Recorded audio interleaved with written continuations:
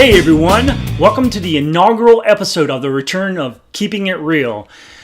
While I've dabbled with this in the past, like I did 2 episodes, I never really kept it going, so it never really became a series, and that's something I really wanted to do. And the only difference is between this and what I do, other stuff I do, I usually try to script out what I'm going to say, like for instance, for skits or whatnot. I don't do that for my vlogs, obviously, but for other stuff, I do try to script out what I want to say.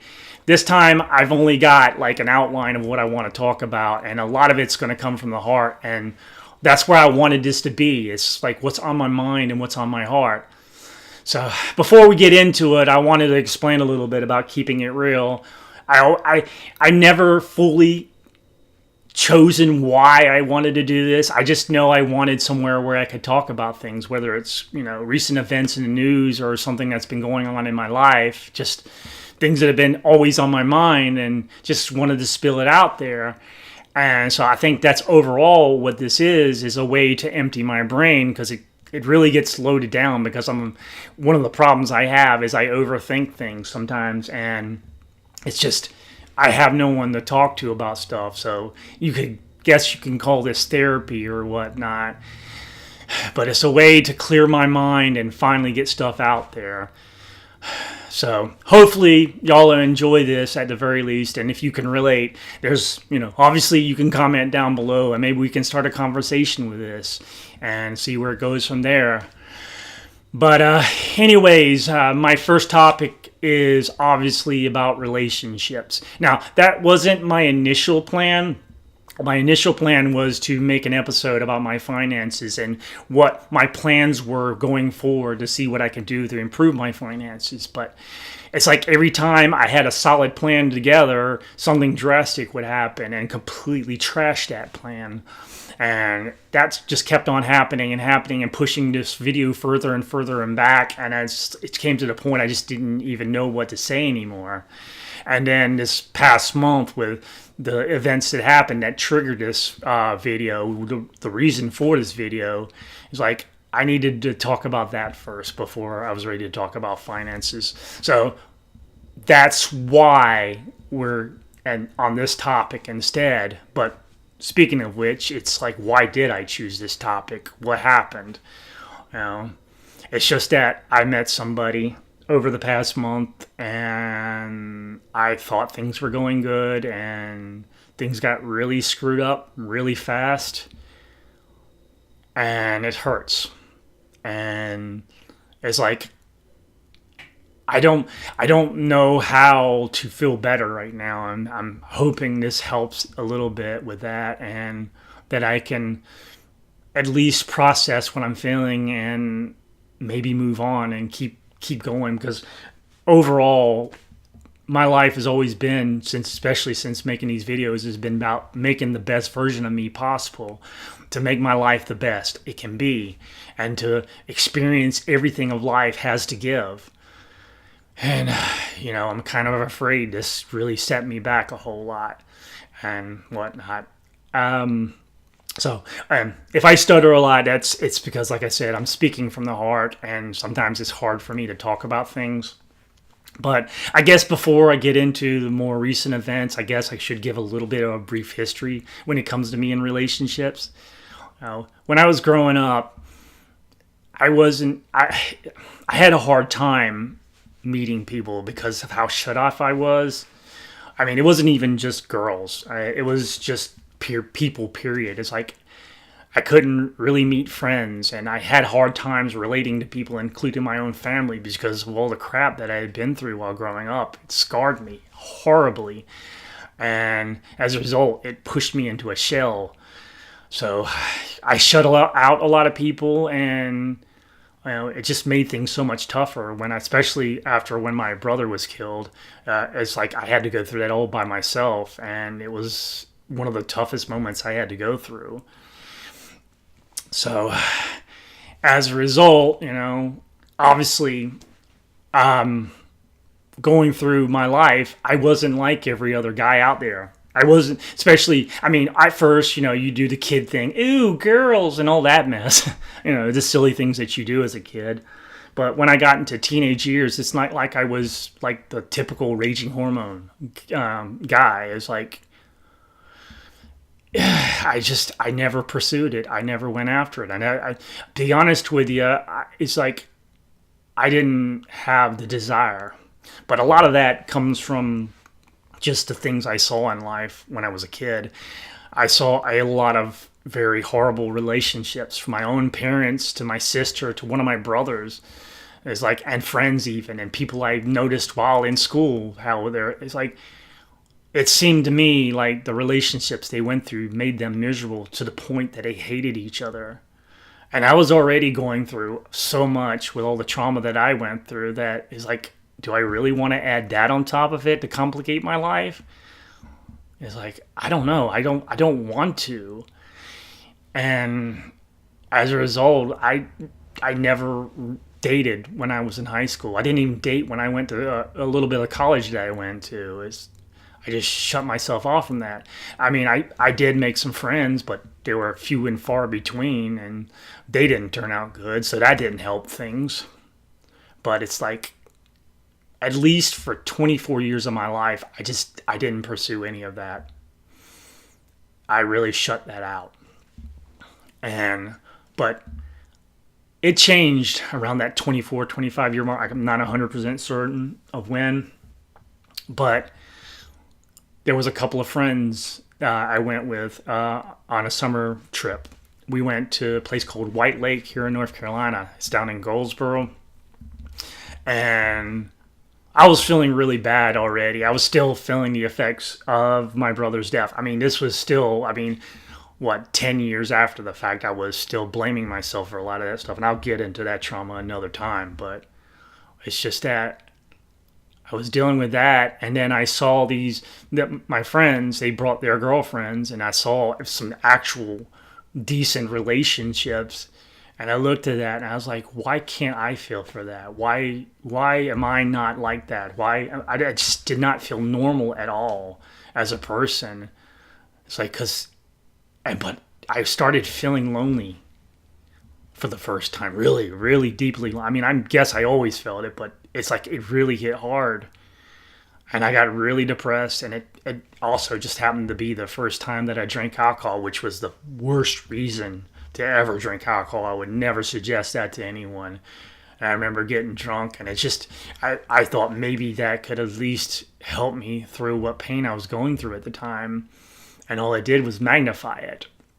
And I really felt depressed and alone, and like, I was not normal because I didn't pursue these things. I mean, it hurt me. So I kind of made a declaration of myself at that point in juncture that I would at least try. I mean, there's no guarantees. I was not going to sit there and say, yeah, I'm going to find me a girlfriend, I'm going to live a normal life and all that stuff. No, I still had my reservations about it because of all the stuff I had seen. And it was like, I just wanted to see if I could do it. I mean, and it took me a long time still, even after that, because I'm not the kind of person, I can't go out and talk to people. I wish I could. I mean, I can small talk with people now, but back then I couldn't even do that. It was like I was always in my shell. I don't even know how I got friends. For the most part, most of the friends that I got, they approached me first. I didn't approach them. It's like it was the same thing when it comes, as relationships with women. It's like the same kind of deal, the same kind of trauma. And so I couldn't do it that way. It's like the only way that I could actually find myself approaching women and talking to them was, now some of y'all that are younger, if you'll happen to be watching this video, this is before your time. But for those of you who are my generation or even older, you remember this, hopefully, the AOL chat rooms. Now, they had the rooms you could talk to people across the world, but at the same time, they had local ones. Now, they didn't have one for the town I'm in, but they did have the Raleigh-Durham room, and that's where I went to. I went to the Raleigh-Durham room, and I started talking with people because it helps being behind a screen. It's like a shield almost that keeps you at a distance from people. But I got a chance to talk with people, and specifically women. And I found myself trying as hard as I could. I mean, I was definitely a mess. I mean, I guess anyone is when they really first try. And I did actually get some women to go out with me, and I went on some dates and thought they were going good, and they went nowhere fast. And that didn't help my self-esteem at all. Like, every time it's like I feel like the thing went good and they stopped contacting me or just told me straight out, no, that's not nothing else. And then I met what would be my first relationship. She talked to me, and the only problem with this relationship was it started the bad way, because it got into some stuff that I wasn't ready to talk about, and sex and stuff. And, obviously at the time I was still a virgin, which, yes, at 25, 24, 25, I was still a virgin. And she's like, wanted to solve the problem of me being a virgin. And I wasn't really thinking that it was going to happen like that. And it's like, she invited me over. I went over, and I lost my virginity that day, or that night, I should say. And I wasn't really ready for that. I regret doing it because of that. I mean, not that I had planned it to be with someone special. It's like, I didn't really think about it, to be honest with you. It's like, that's another part of me that's just not normal. I don't put sex on a pedestal like some guys do. It's like, I don't try to go out there and be with as many women as possible. I can't see myself looking in it that way. But in that moment, it was like, it just happened so fast. But then, as a result, I know some women, when they do something like that, they get emotionally attached, and she got attached fast. And I just found myself just kind of like, feeling obligated to do it because I had sex with her. And that was the worst idea ever. It lasted a week. She got mad at me and accused me of some things. It hit me wrong. And at that point in juncture, I literally could just shut off. Just like that. And that's what happened. I shut off. But it definitely landed a hard blow on me. And it took its toll on me. I was more depressed than ever. I was like, this is not going to happen. It's just not going to happen. And I admitted at times that I got so depressed that I realistically contemplated suicide over it. Feeling like I was always going to be alone. That was my destiny. That I was never going to meet anybody. And it was really during that time that I met Gail. And once again, this is on AOL where it started. And I got talking with her. She was concerned about me and whatnot.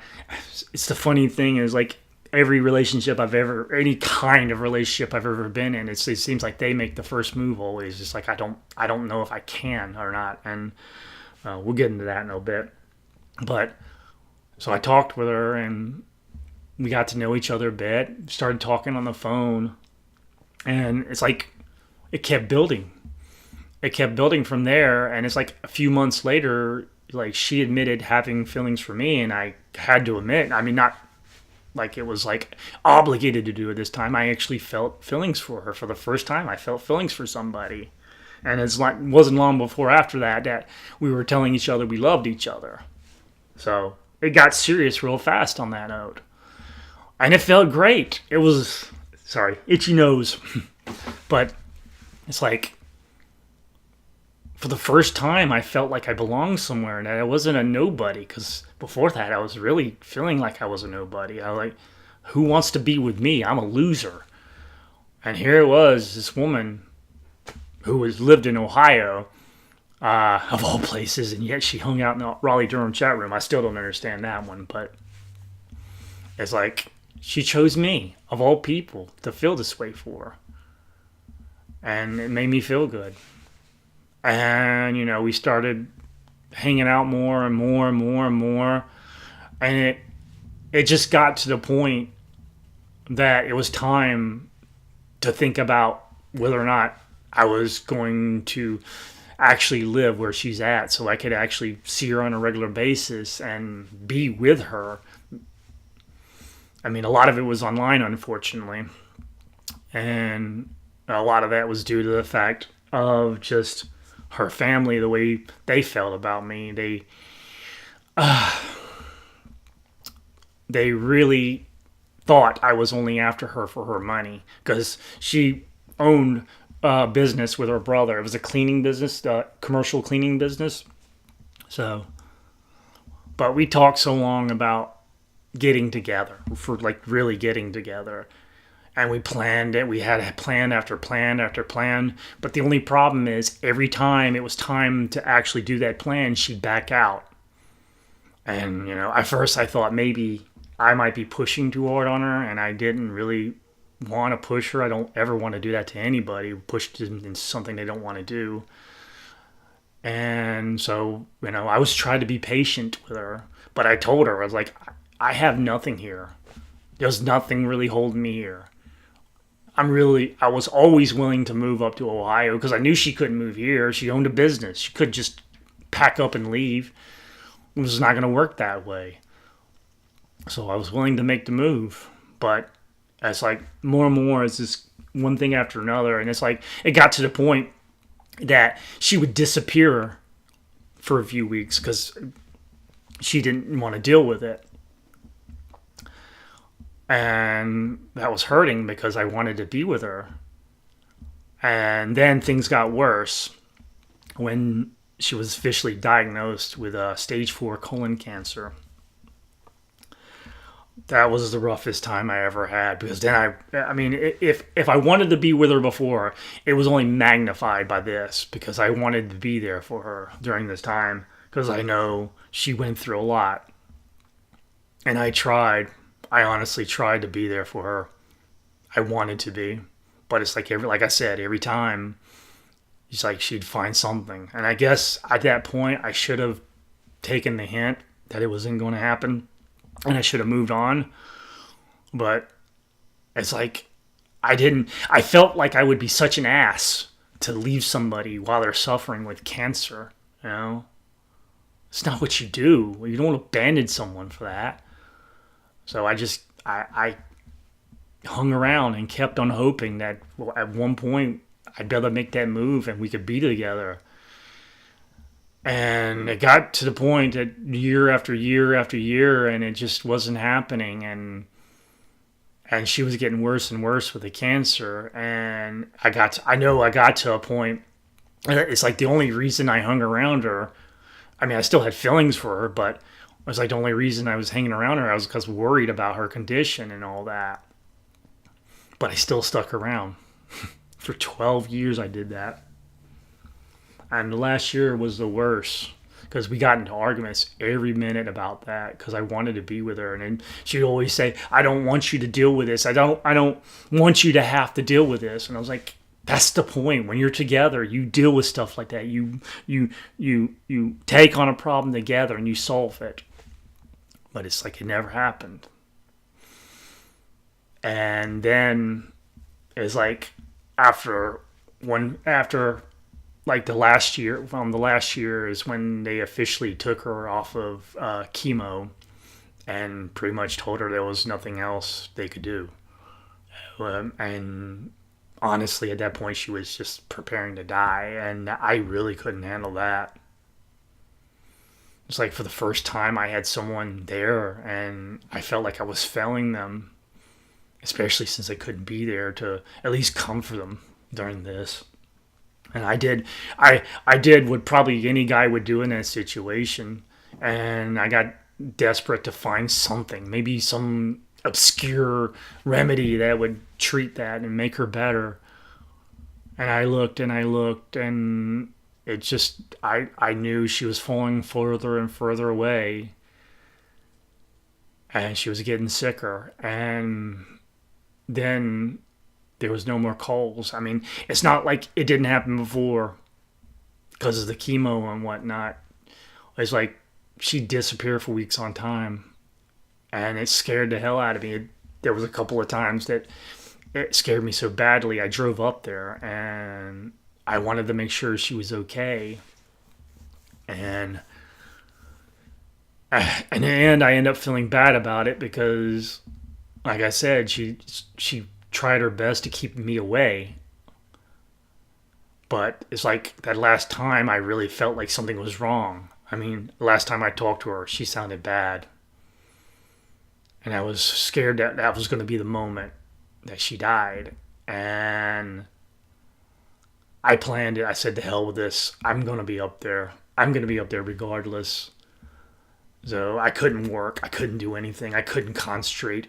It's just, I was an absolute damn mess. And so I flew up there. I mean, I don't mean like on a plane. Got in my car and I flew up there. And I was calling her phone constantly. And then I finally got a hold of her brother, which was the biggest shocker of all. It's like, out of all this time, I've never met him before that time and never talked to him. This was the first time. And that he told me that she had passed away, which was the hardest thing to swallow. But then came the rest of it. It's like, I found out realistically that she had a whole nother life, separate. She had a kid and all that. And that really broke my heart because of how I felt about her. And it's like, I mean, what was I to her? It hurt me. I mean, between that and her death itself, it broke me. It really did. It tore me apart. And that was in 2015. She died in April of 2015, like before her birthday. And when I came back here, it's like I was a different person. I didn't want to be around anybody. It didn't help that I had 2 roommates at the time. They were causing crap. I mean, they were supposed to be good friends, and I felt like they were always doing something against me. And it's like one friend would tell the other one that I was using their money because I was the guy in charge of the apartment and letting them stay. So they just paid money to help with the rent and whatnot. And it's like that friend would tell the other friend that I was using their money to buy stuff. And like, I would never do that. I'm more responsible than that. And it's like I think between that and what was going on, it's like the relationship between them broke up too. And I pushed him away. I mean, one moved out on his own, like without literally telling me. He said he just went to his family's, and he's acting like it was just going to be a visit, and he ended up staying. And the other one, just because of the way he is, he tends to want to try to take over a household when he's not the one paying anything, because he wasn't paying anything at that time. I was just being the friend and letting him stay because he's disabled, he doesn't work. And it got to a point that I felt myself not wanting to come home because he was there. It felt that bad. And then one night we blew up at each other, and I just said, get the hell out. Just move out. I can't take it anymore. And at that moment is when I shut myself off from everyone.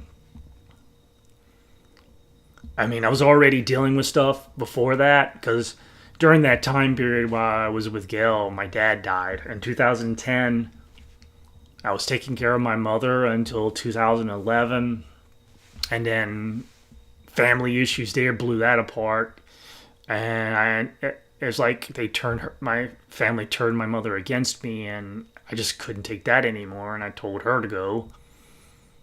And just, I had nobody. I didn't feel like I had anybody I could rely on or trust or anything. And then And I shut down hard, like harder than I've ever. I mean, I've shut down in the past before that, but I never shut down that hard. And I shut everyone out. I didn't make friends at that time. I didn't talk to anyone. I was constantly depressed. I was realistically thinking suicide then for sure. I mean, it was some of my darkest moments. And not only was I filled with depression, but I was filled with hatred and anger and bitterness, and it consumed me. It's like, that's why right now when I feel that way, I try not to, because I don't want to be that way. I want to always see the good in people, or try to anyways, no matter how dim the light is. And I try to stay positive because I know where my mind can sink into, and I don't want that. But anyways, that happened for like almost 10 years. Shut off. And I kind of like buried myself in my work and my creativity and tried to go with there. That's when I started actual Krimson Kreations. Just trying to make a better life for myself. And it was a bad time. But like I said, it went through for almost 10 years, and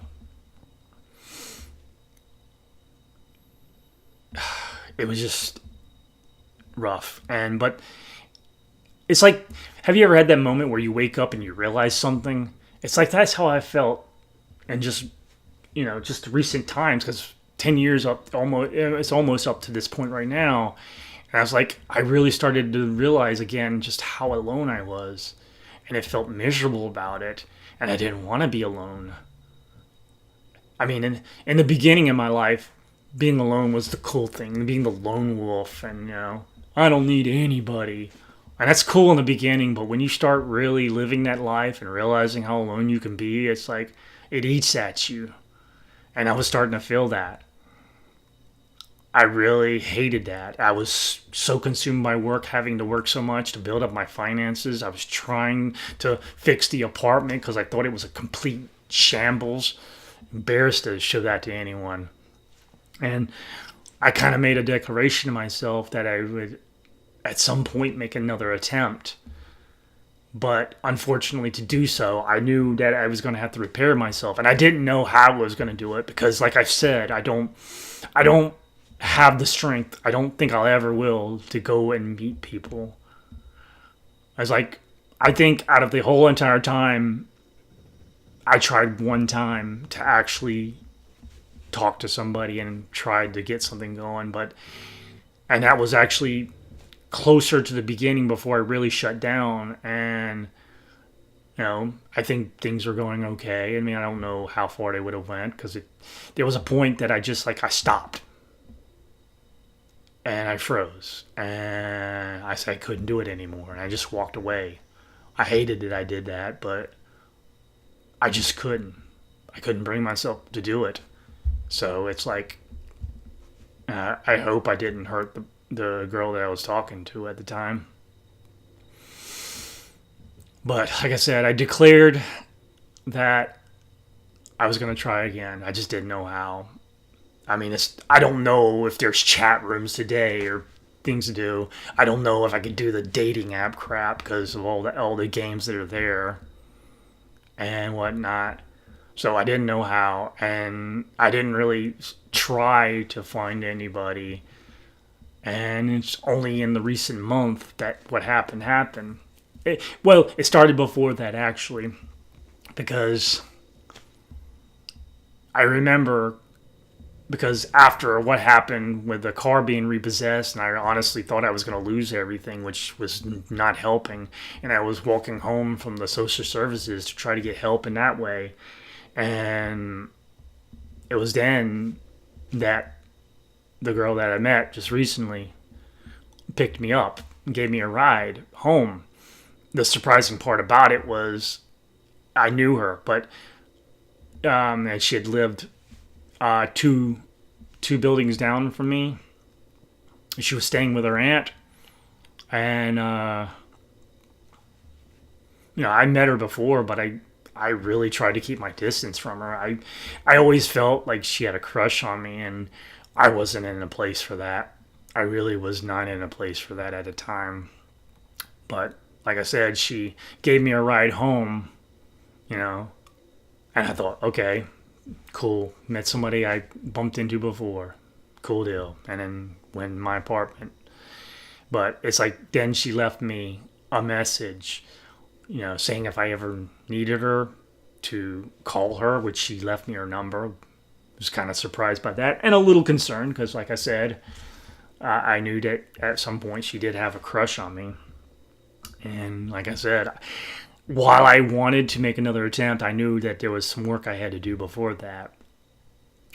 But it's like I found myself always going outside when I was going outside back and forth, and I'd see her over at the other building where she lived, and she'd always smile and just wave and like almost trying to get me to beckon me to go over there, and it's like I just couldn't.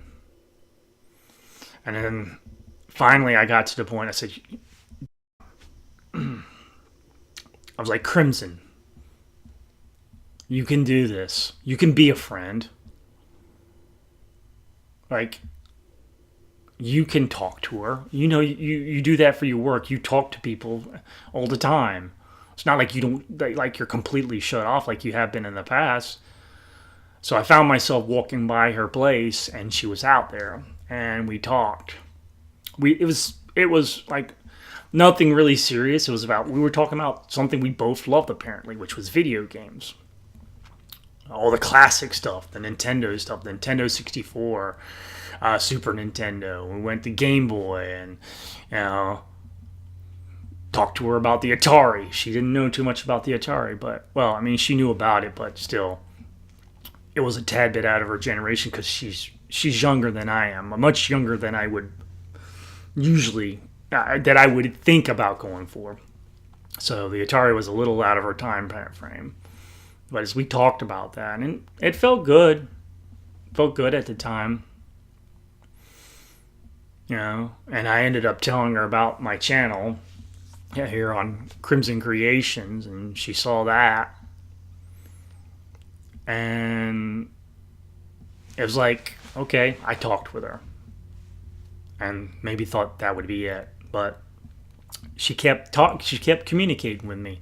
She contacted me through Crimson Kreations and through the Facebook page there, and like always trying to invite me out to things. She had told me that she had came by and actually was offering to pay for a meal and whatnot, and I didn't hear her at the time. I don't know if I would have went either, but it's like after a while I was like, you know what, I do need a friend because right now I don't have anybody.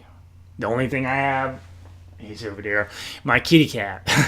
I love my cat, but he doesn't talk back. So, I finally decided to at least talk with her. I mean, it's not like I was trying to pursue her. There were two things that stopped me, really, and one of them was I was afraid that I might hurt her because I couldn't return any feelings. Because, like I said, I thought she had a crush, and her age, because I'm of the mind that is like you got to be able to relate somebody, and how do you relate someone that's younger than you are, especially as young as she was, and I was scared of that alone, and with the fact of thinking that she was crushing on me, I was like, what if she wants to do something more? I mean, I'm going to have to tell her no. And I didn't want to do that. I've done that before. I've told someone blank because I was so cold about it. I said no, and I hated that. I did that back in high school. Girl, cheerleader of all people, asked me out, and I didn't know whether to take it seriously or whatnot. And really didn't think about it much at the time. I just said no. And I felt really bad about that. I mean, I wasn't going to do it, but... And I didn't want to do that to her. But I still said, okay, I can be a friend. And we went out. We had juice of all things. We went to this juice place and we talked, and I got to know her. And it was really interesting talking with her. And it felt really good. And it's just, for the first time, I felt like I had a friend again. I could talk to somebody. And the strange thing is, because of how much that I saw of her, the vulnerable sides of her, is like I started seeing like things that I've been through her. And I think that's what made me even more interested, is that, I didn't want her going through some of the stuff that I went through. And also felt good that for some reason that with her, I felt like I could be myself. That's the first time ever. And that's even with Gail. I couldn't feel that, not completely anyways. It's like I felt comfortable being me, and it was okay. I felt like somebody for a change. And it was really great. But then something happened, and I found myself caring for her because she went through something, and I won't get into it because I don't want to go revealing some stuff about her without her permission. But something happened, and it's like, of all the people she could have came to about it, it's like she came to me. And that really felt big to me, because I know that sometimes trust is hard, especially under the circumstances, that trust can be hard to give to someone like that. To be vulnerable around someone, that takes a lot. And then I started feeling protective, and I started caring more and more. And I was like, I wanted to just grab her up in my arms and hug her tight and make her feel better, because she really broke down that day and really released a lot of what she was feeling. It was like the most vulnerable I've ever seen her. And I really wanted to be there for her. And I think that was the moment that I started having actual feelings for her. Because I wanted to take care of her so bad. I mean, it's not like I haven't felt that way about other people. I felt it about friends. I'm very protective over what friends I do get. I'm the kind of person that will honestly take a bullet for the right person. I mean, it's always been the way I am. So, and I felt that way with her. I mean, I didn't really know it at the time, my feelings, but when I look back at it, I knew I had them. And then came a night that honestly scared me, to be honest with you. Because while I still didn't know about my feelings about her, but it's that night that really made me feel like she was starting to feel something for me. The sad part about it is she came over to talk with me, and she was drunk, unfortunately, which made it worse. And she was telling me all about her time at her job and all the guys that were bad to her and whatnot. And when she was doing it, she got a little touchy-feely, like those moments you hear about where someone touches for a little longer than is necessary. And I was feeling that, and I got really nervous really fast about it, because then it gets real from that point on. I tried to stay with it because I wanted to be there for her. And then she sat on the ground, and I was like, well, I'll sit beside her. And she really got close to me and laid her head on my shoulder. It's like it was really a whole lot of closeness there. And honestly, I'm not used to that. I didn't hate it. I loved it, but still, it's not something I'm used to. So it was kind of scary at the same time. And even after the fact, she offered to give me a back rub. And the main reason for that was because my shoulders, the way they've been, she did that before. That my arm was hurt, my shoulder was hurting, and she massaged my shoulders. And I tried not to think too much of it, but like this time, she had me lay on my stomach, and she gave me a beautiful back rub. I will say I enjoyed it. But when she left, it's like all the cold reality of what was going on hit me, and it really made me nervous because of her age, for one thing. I didn't want to be falling for someone that young. But I was really, I was starting to recognize that I could be possibly feeling something for her. And it scared me. And I found myself telling her that later. Is like, I ended up pacing up and down the streets all night long over it. Just dealing with the anxiety and the nervousness of it. And I wasn't saying that I didn't like what she did or anything like that. It's just that, like I said, I wasn't used to that. And like I said, it's starting to potentially feel more feelings than I realized. I didn't fully realize it yet, but things got better from that point on. And she seemed always excited to see me. She was so, oh, let's do this, let's do that. And unfortunately, due to my finances, I couldn't do those things because I had to work. And at the same token, I did slack off of work because I wanted to spend time with her. I started feeling myself wanting to spend time with her and wanting to feel that connection with her.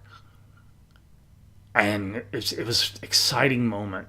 It was like, I felt like, it was at that moment I really started feeling like we were a couple more than friends. I don't think I ever told her that part of it, but if she ever watches this video, she'll know. And it's like, just at the little things that couples do is what we were doing. And then she decided she was going to go to the beach, which was cool. She wanted me to go to the beach at first. And I wish I could have, honestly, but once again, work kept me away. So I spent 4 days without her. And honestly, I think that was the worst part about it. Distance makes the heart grow fonder. And maybe that's what's going on. But as we talked about doing, stuff together still. And one of the things we talked about was watching a movie. And it's like, that's when she started to ask me, do I like cuddling? And I'm like, yeah. Trying not to push her into something. She's like, okay. And then we started like, oh, we could cuddle and watch a movie. And okay, friendly cuddle, that's fine. And before long, the subject of sex started coming up. And if I wasn't ready for the stuff before, I really wasn't ready for that. But, I found myself able to talk with her about it. I didn't realize how easy it was to talk to her about it. And we talked about about certain things, what couples ask each other when at that point in a relationship. Even though, like I said, it's not like we were in a relationship. We were still supposed to be friends. And it's like, but I was starting to feel that sexual tension. And then it got to the point that some of the questions she was asking, like, well, okay, what if this happened? What if that happened? And, I started saying, I know how to control myself as long as you don't provoke it. And then she was like, well, I might provoke it. And then before long, it got to the point that it felt like we were going to do something. And I'll be honest with you, it was a great feeling. I'm not a sexual person by nature. I don't put sex as important to me. It's probably one of the reasons I went through all those years without going for a relationship. I wasn't the sex-crazed teenager that most guys are. I didn't really think about it until I was like 24, so. But it still felt great. It felt awesome. Maybe finding someone that I can pursue something with. Because when we related on things, I started realizing that, well, I didn't realize, it's like I stopped worrying about her age as much, and I just like the person beneath the age that I started seeing. And I saw the little vulnerabilities, like the times she would let out a smile, because she does have a bad habit of hiding her smile, either behind jokes or tough acting. Because one of the things is that she's in the Air Force, so it's kind of like I guess that's a military thing. I don't know, but there were moments that I made her smile, or she's just smiled, and it was like it lit up the room. Well, then she came back, and like that night, first off, we sat in the backyard. We actually held each other.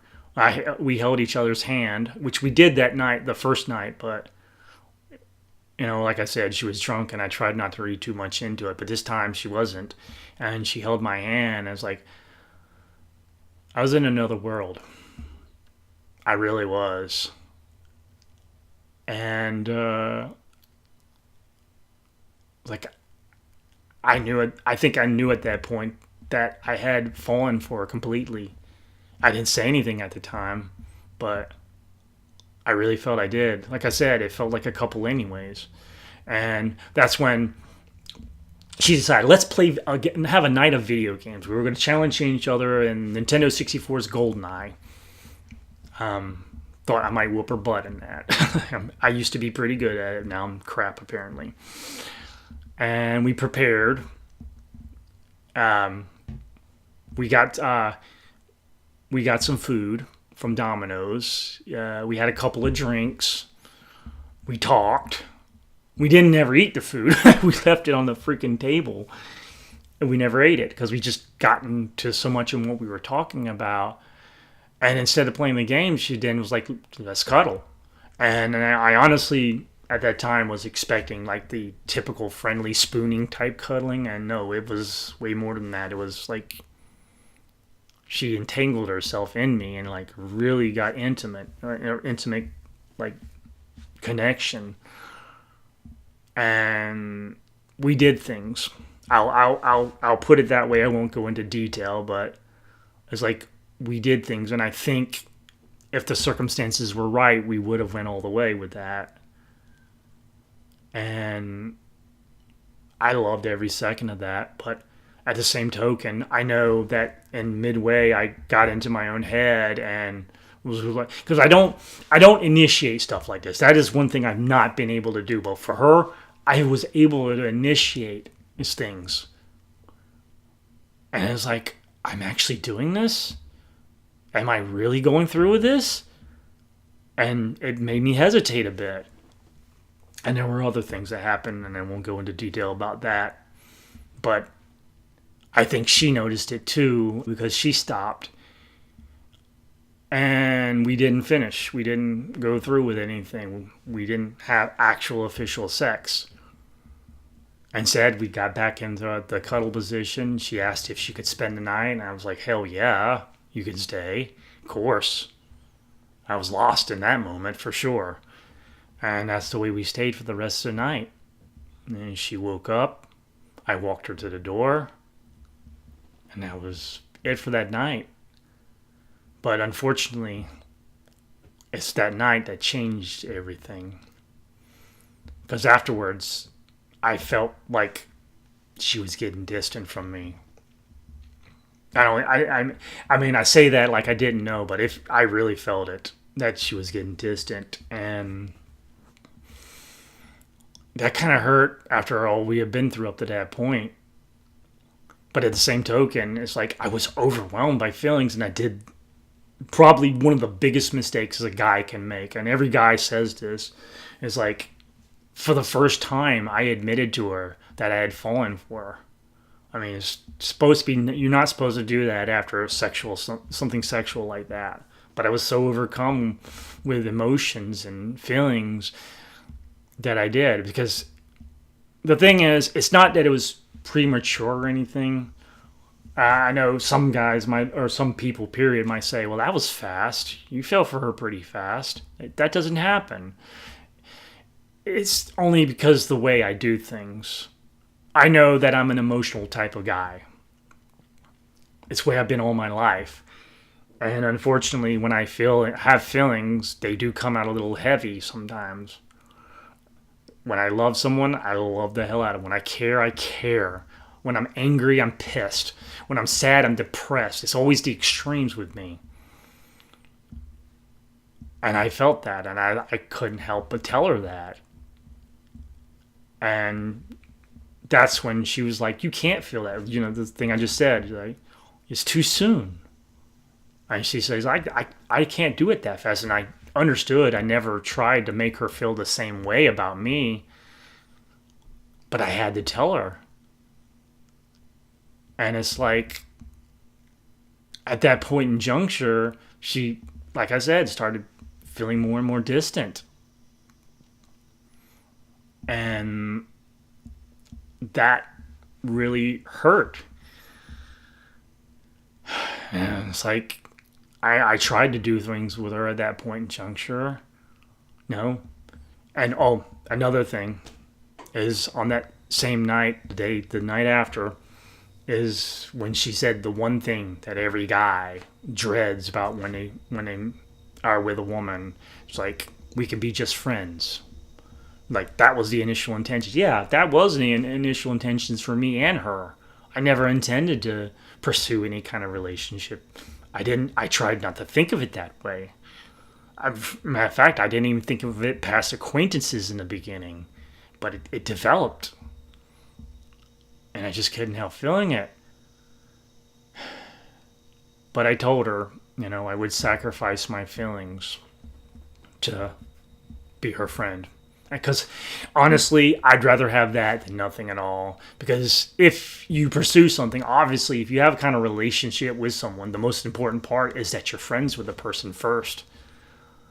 I mean, it's not like I was hoping that she will turn around in the end. I would gladly have taken her as a friend. I mean, it hurt. It did. It really hurt. But, even though we were growing distant at the time, it's like we still talk. And it slowly started getting back better at least. But the only problem is she started flirting on occasion. And I tried not to flirt back because we're supposed to be friends, and I don't believe friends should flirt with friends like that. And, but I found myself very easily getting back into it with her. But it's like we do that for a while, and it's like it seemed like it might turn serious, but then she'd pour cold water on it and says, oh, no, we can't do that. We're just friends. Friends don't do that, which, no crap. But it's like, occasionally, every so often, we'd have these conversations, and we'd slip back into that, and it was hard because of the way I felt. I mean, that was not going to change. Regardless of friend or not friend, I was always going to now have feelings for her. I still will always have feelings for her. And the only time it felt like it was really getting back to normal completely was the final real good night that we had. I think it was after I came home from the hospital because I was having headaches and whatnot. And she came over, we talked, and we laughed, and she shared pictures and videos of her past, and the joy on her face on that moment was so incredible. It's like she had totally opened up on that end. Like, usually I'd get faint hints of smiles on occasion, but this was like a full-blown. And that felt great to see that part of her. Because the thing is, when I started seeing that, it's like I wanted to see more, and I wanted to make her feel that way more and more. And it's like, this was a total, like, oh my God. It's unfortunate, once again, that we got into the flirting again. I was a little more cautious with it. especially considering I had a couple of, I didn't say a couple, I say a drink at that particular point of alcohol, which definitely led to the biggest mistake. But, and finally, she had to go home and she left. And I thought, okay, I really need to relax. There was a lot going on. My mind was just everywhere. And I said I was going to have a couple more drinks. And then unfortunately, it was a drink too many. And I was drunk. And I expect I'd just go to bed and go to sleep. And then she messaged me. And we got talking again. And once again, the flirting happened. And she poured cold water on it, was saying we were friends. We can't do that. And it's like, for that moment, I said some things. And honestly, at the time, I didn't realize what I said because I was drunk out of my mind and I was just typing away. I hate that. I don't like talking through Messenger or whatever, or even the AOL chat stuff. Like, I always preferred phone calls or in person. But I said some really terrible stuff, and honest to God, when I looked and read over it, it made me feel like that I was trying to force her to have sex with me, and going as far as saying friends with benefits. And I hated that because that's not me. That's not who I am. And I would, honest to God, if I was sober, I would never try to force her to have sex with me. I don't want to force her to freaking love me, let alone have sex with me. And when I saw that the next morning, I was like, oh my God, what did I do? And I tried to apologize and everything. And I even went over there and tried to talk to her in person. I mean, it was one of the few times that I initiated that contact, besides the time like when I walked over there when we first really talked. And the look she gave me, I mean, I want to describe it as resentment or like disgust or hatred or maybe whatever. And that was all directed at me, and I was like, oh my God, what did I do? It's like I never intended that. Because that, like I said, it's not me. It's never been me. I let alcohol make me into something I'm not. And I hurt her so much that, honestly, if the circumstances are right, I felt like she could claw my eyes out, or at least very much punch the hell out of me. And I really felt like I hurt her. And one of her responses when I was trying to apologize, which is another thing that it's not even just guys I hate to hear, women hate to hear it too. It's like you sit there and say, you apologize, I'm sorry, and they say it's fine. And you know it's not fine. By the look of her face alone, I knew it wasn't fine. And I really felt like I hurt her badly by the things I said. And like I said, I tried to repair it. I tried to get us to do stuff. I tried to get us to talk and all that. But it's like it started that the communications became less and less.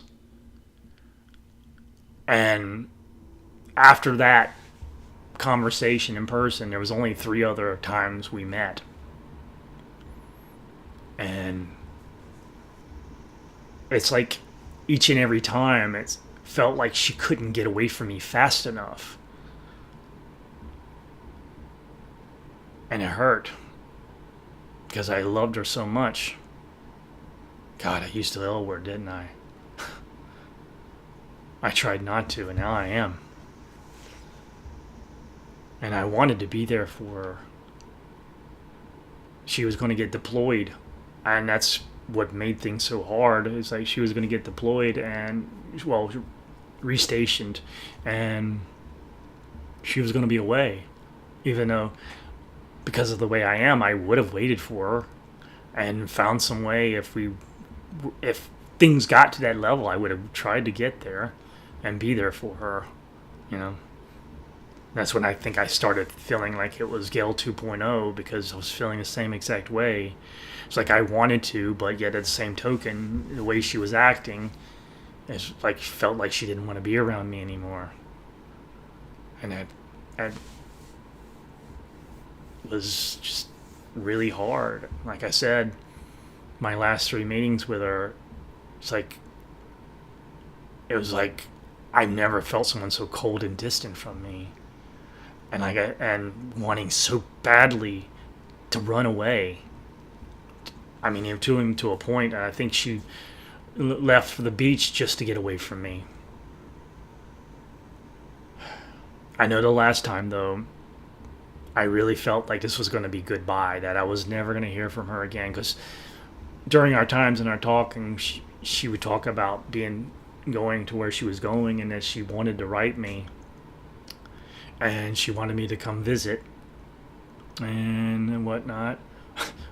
Being her, because she said she wanted to take care of me. I was just like, this is supposed to be the guy that does that, but this girl wanted to spend money on me to go there. I said, I'd do it, I'll cover it. But she was very insistent about that, and it was like we talked about that, and I was looking forward to that, and doing all the things we talked about we were going to do that we never got a chance to do, because we talked about doing exercising around the park, going out to eat sushi, watching movies, playing games, and it's like none of that was happening, and I was losing her, and I was feeling so much in pain. And I knew I got to the point that I knew she didn't want to be around me anymore. So I wrote her a letter, just telling her everything from my point of view and just what I was feeling and everything, and just wanted to explain myself.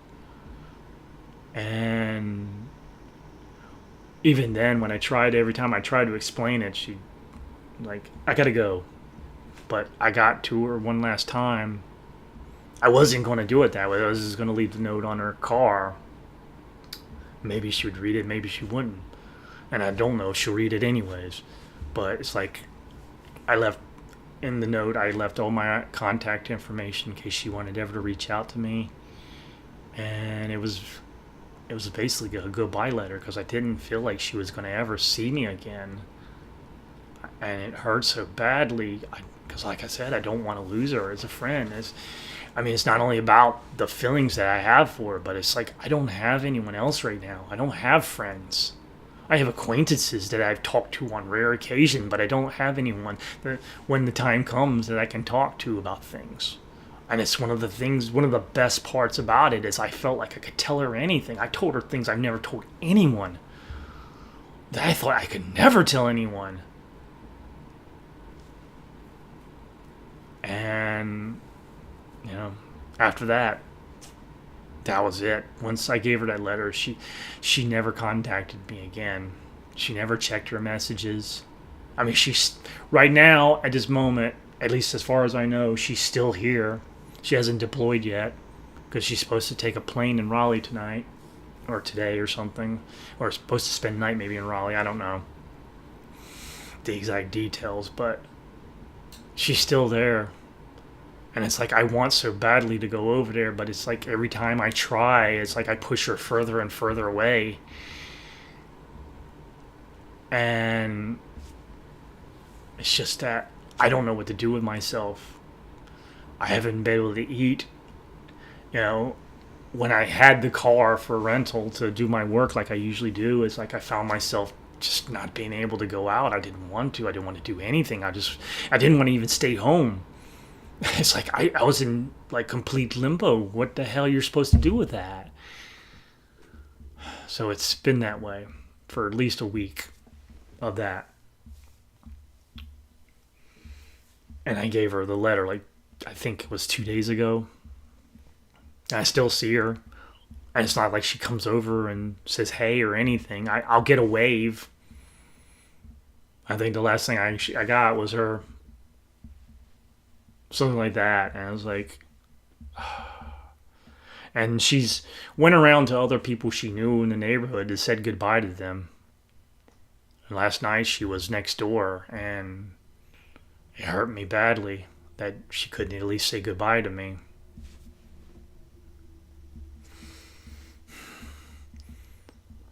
And I think that's going to be it. I think when she leaves, I'm never going to hear from her again, never going to see her again. And I've been trying to push myself to do things. That's why I did the live gameplay of Spider-Man. Is that I was just trying my best to process everything, and I can't say move on. That's something that's going to take a lot longer than that. And like I said, I know in my heart that this is goodbye, and I don't want it to be. And I feel terrible. I feel like I destroyed a potential, something that had great potential. I feel so stupid because of my lack of experience in this area. I said some things that was really stupid, and I'd done some things really stupid. It's like if I had a second chance, I wouldn't have told her at that moment that I fell for her. It's not. I don't regret feeling that. I know it wasn't a premature feeling. And I don't even necessarily regret telling her. It's about the timing of it and everything. I wish I would have held back at least until I knew that she felt the same way, at least close to the same way. And it's like, right now I don't know what I'm going to do about it. It's like once she's gone, it's like there's going to be an emptiness inside of me again and whatnot. And what makes it hard, most people will tell you you just move on and you try someone else. I don't know if I can. Because one of the things that helped this happen was she came to me. It's like she pursued me in the beginning. It's not like I pursued her. In the beginning, I pushed her away, if anything. And like I told you, it's like I'm not the kind of person that can easily just approach people. Not in that way. I can small talk all day long. I do that for my job. I have to. But it's like to get serious and want to pursue somebody, I don't know if I have the strength, honestly. So I don't know if I'm going to be able to find somebody else. And the thing that scares me is going back to where I was. Because I know if it hurts too much, I'm going to end up going back into my shell and shut myself off from people again. Not trusting anyone. And I don't want that. I don't want to be alone again. This is one of the greatest parts about this. For the first time, I didn't feel like I was alone. Because even with Gail, there were large points in time I was on my own still.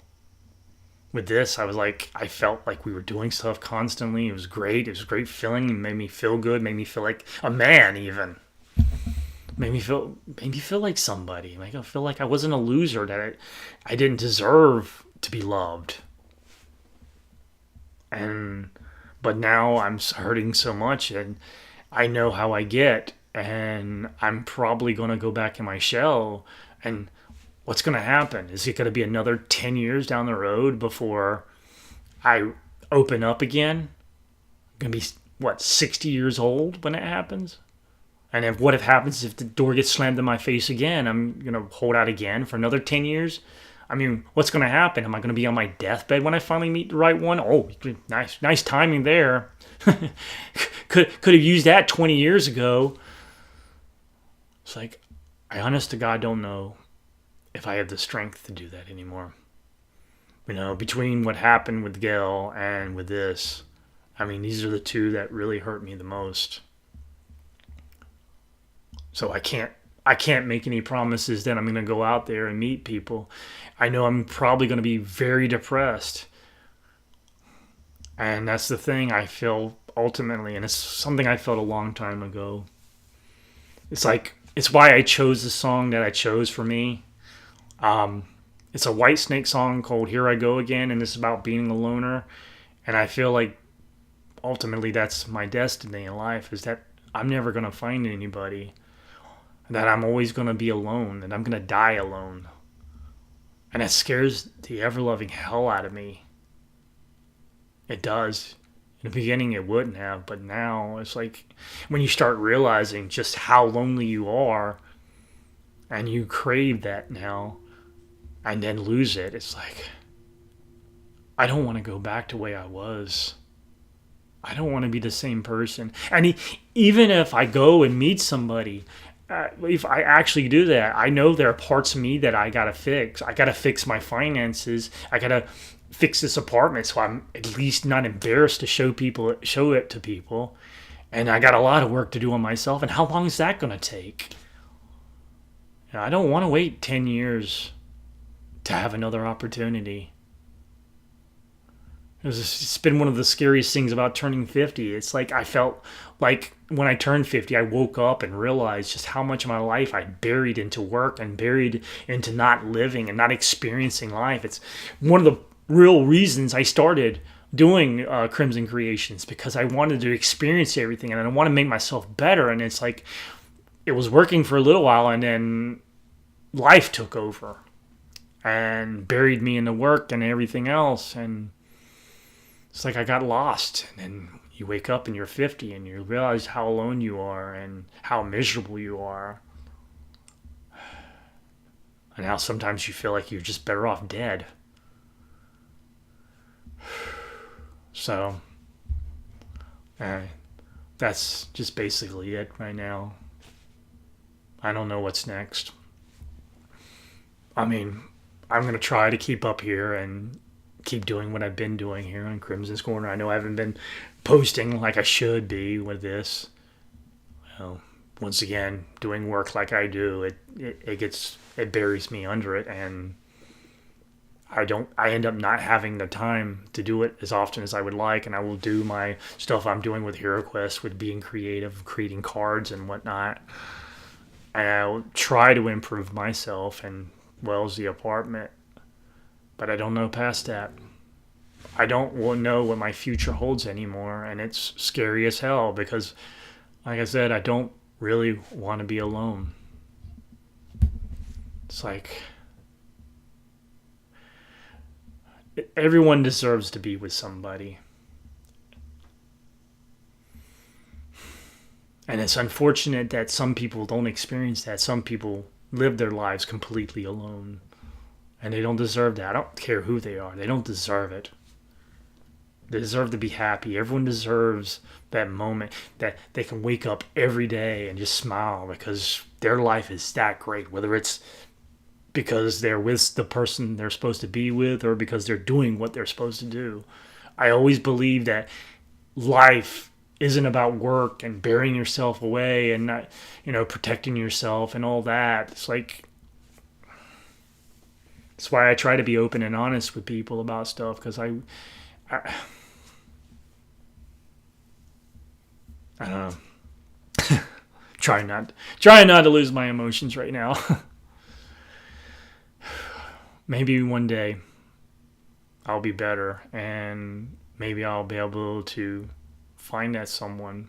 And I'm not trying to say I'm pointing away for her or anything, but maybe one day, she'll forgive me and she'll contact me again. I mean, the original plan was maybe after a few weeks, she'd have some leave time and we'd do things, but that obviously is not the case anymore. I do wish she would say goodbye to me before she left. And that's probably the hardest part, is like I don't feel like I have closure in this. Anyways, I want to thank you for your time. It's meant the world to me, and I'm glad I was able to tell you these things and get it off my chest. Maybe that'll help. And if you want to be a part of the conversation, you can leave a comment down below. We can talk about this, and maybe experiences you've had, any advice you can give. There's one thing I've learned, definitely. We all need somebody on occasion. we can't do everything alone. We have to learn to accept help. And I know I try to reject help as much as possible, and that's a long story on itself, but I try to be the one that can be independent and self-sufficient, and I'm starting to finally realize that sometimes I do need help, really need help. That's one of the reasons that I kept with her, is like I felt like talking with her helped. So I want to thank y'all once again for staying with me, for those who have watched the entire video all the way through and got to this point. It means the world to me. Anyone who supports me on this channel, you will always mean the world to me. And I wish I could say that I'm going to perk up in the next video or I'm going to feel better. I mean, to a certain extent, I probably will be able to, but I'm always going to be hurting inside for at least a long time. I don't know how long that'll be, but anyways, that note, I guess I should say, if you happen to like this video, don't forget to comment, or any other video for that matter, don't forget to comment, like, and subscribe to this channel. Become a Krimsonite. Join us here on the journey of a poor man as we try to make it through this thing called life and see what kind of shenanigans we can get into on the way. Also, if you want more content, don't forget to check up in the cards for my other channel, Road to the Ride, where I have a commentary, a documentary, I should say, of my journey to try to make a bike ride across America happen to raise money for cancer research, as well as for a company called Cancer Care, who helps those who can't afford treatment. And you want to show that channel some love, don't forget to comment, like, and subscribe over there. And also, while you're over there, if you want to donate to the ride, there's a GoFundMe link over there, as well as down in the description below, where you can actually donate to the ride and help me make that possible.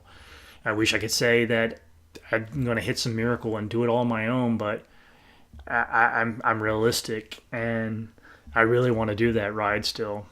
Regardless of how things ended with me and Gail, I still want to do that, because I don't hate her for it. I just wish things were different. And if you, like I said, if you want to, you can donate anything you want there, and it all goes towards the big bike ride. And if you can't, I understand. But also, on that note, there's also another link in the description below for a site called Buy Me a Coffee. It's where viewers like you can support your favorite YouTube creators, or any creator for that matter. And I'm hoping at some point I'll become one. And you can donate anything you want. All that money goes to building this channel up and hopefully making it the best channel that I can possibly make it, to make it something special that people want to watch, and I can then get the subscribers that I want to get, and so I can monetize and do all that good stuff. Like I said, if you can't afford it, I understand, or you don't want to. If there's anyone who understands about finances and not able to do stuff like that, it's definitely me. I'm just glad that you're here, and hopefully you're subscribed and you're liking my videos. I mean, at the very least, I'm hoping for that. Anyways, on that note, I'm going to leave it here. You know, I hope everyone has a great day, and, you know, they can be as happy as they can be, and hopefully you find the thing that makes you smile in life. And just don't forget to always keep it real.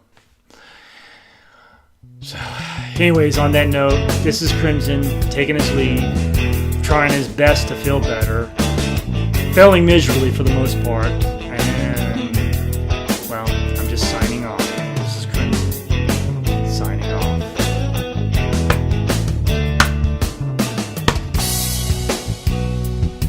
Till the next one.